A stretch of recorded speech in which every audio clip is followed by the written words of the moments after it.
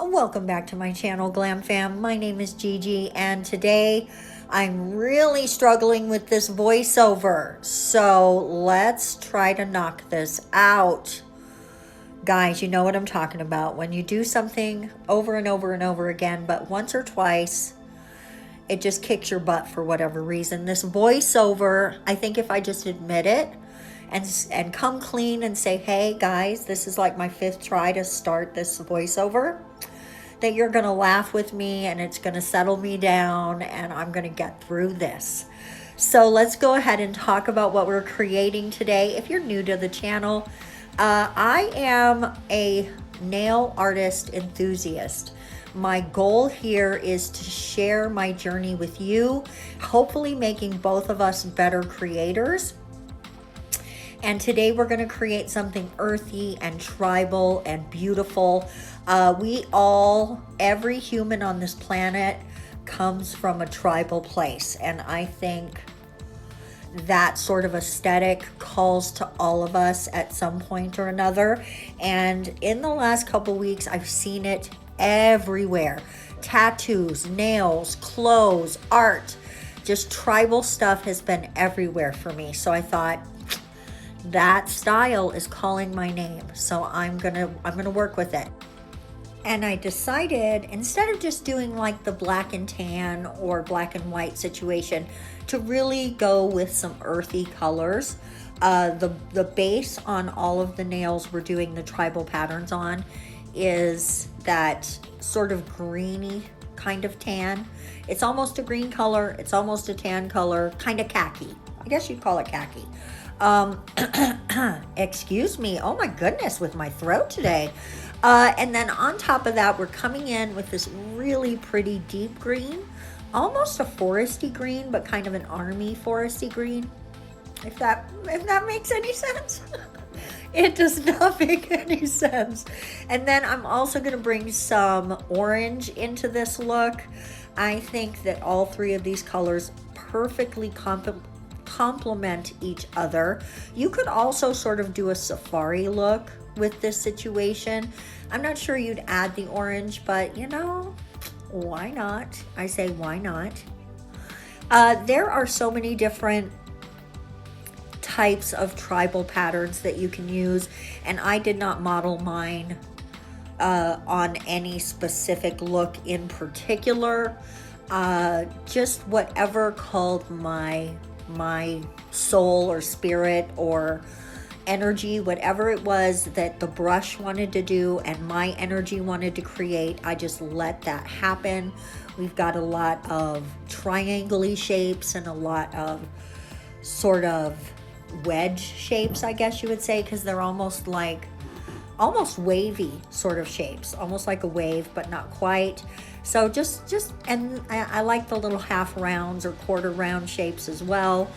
So I just tried to keep it real simple, something that anyone could literally accomplish. Anyone could lay down these patterns so easily, and I think that is the beauty of the tribal art in and of itself, is because it's art at its purest, most simple form, and it's the earliest people of the planet expressing what they are dealing with and what they are experiencing in their art and in these very simple forms. I have always really responded to the tribal art aesthetic, I guess is the word you would use. I grew up in New Mexico, and so anytime we were out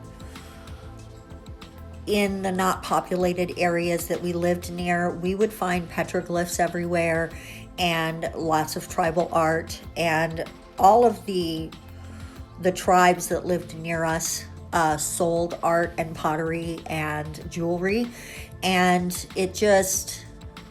I've always been around that type of symbolism and those types of symbols on everything. Like in New Mexico, the flag has the Zia symbol on there, and that is a very old symbol that represents the sun. And so it's just something that I've always grown up with. And I think if you look back, almost every people grows up in some way with these types of symbols in their lives, and it's because it connects us all the way back to the beginnings of our species, and it connects all of us as one group, as one species of people, as one entity. And I think that's part of what I really respond to with any kind of tribal art. I find it to be so incredibly beautiful. I've lived here in Las Vegas. Just now, right now, like a little less than a year, but I lived here many years before that, and we would go hiking out at Red Rock and stuff, and the petroglyphs out there are just stunning. Anytime you're out in areas like that, keep your eye open for the ancient art that is just completely surrounding you, because it's really magical.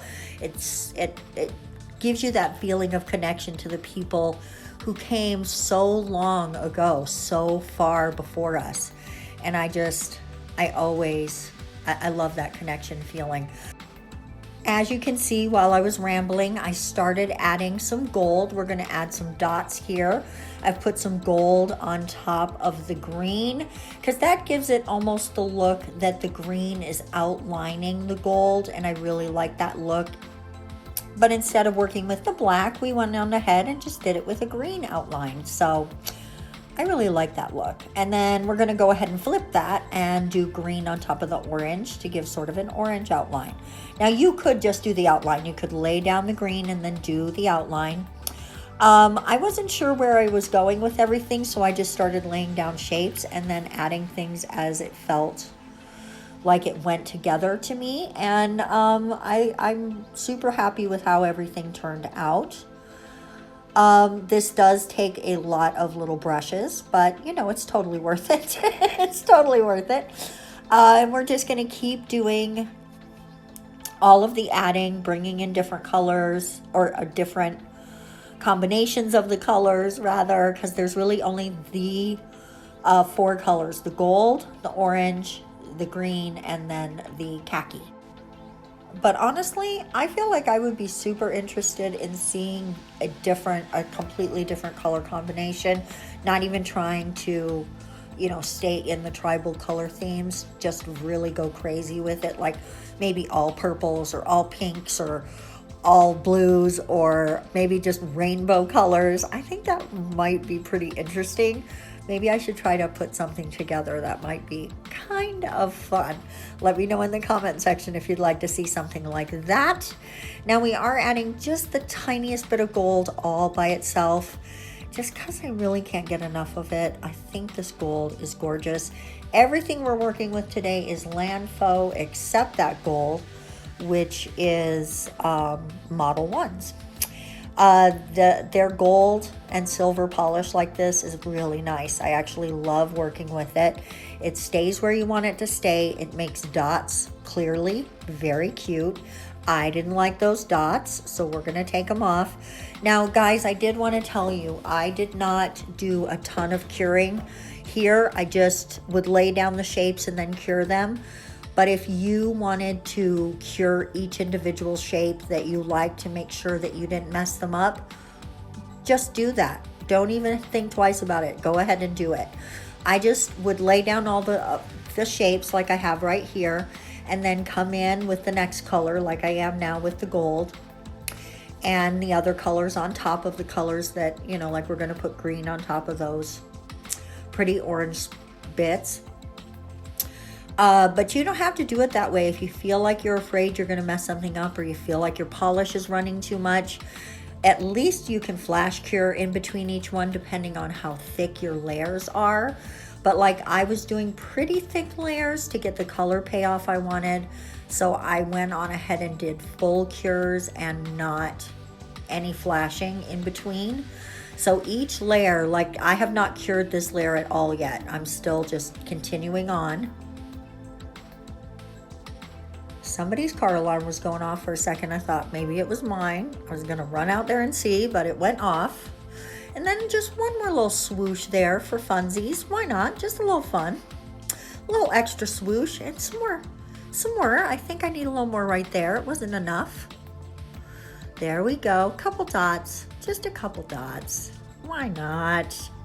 Can you have enough dots? I don't know, can you? And I felt like that this one in particular needed a little bit of something more. And there we go. Time for some top coat. Now this top coat is 7-star. It doesn't say anywhere on the bottle that it's a rubber top coat, but it smells like a rubber top coat, so I think it might be. But it doesn't say that it is. But you know that smell that you have from a rubber top coat? Like the smell of Nail Couture, right? I think theirs might be rubber too. Anyway, we're going to use the 7-star top coat. It is a non-wipe top coat, so you could use it with the chrome pigments, but we're not going to do that today. I think we're shiny enough. Don't you think we're shiny enough? I think the two plain nails make perfect accents with the tribal look, which we have finished here. I hope you guys like these as much as I enjoyed creating them. Let me know what you think in the comment section below. Let me also say thank you so much for watching today's video. We're going to see you next week. Bye-bye.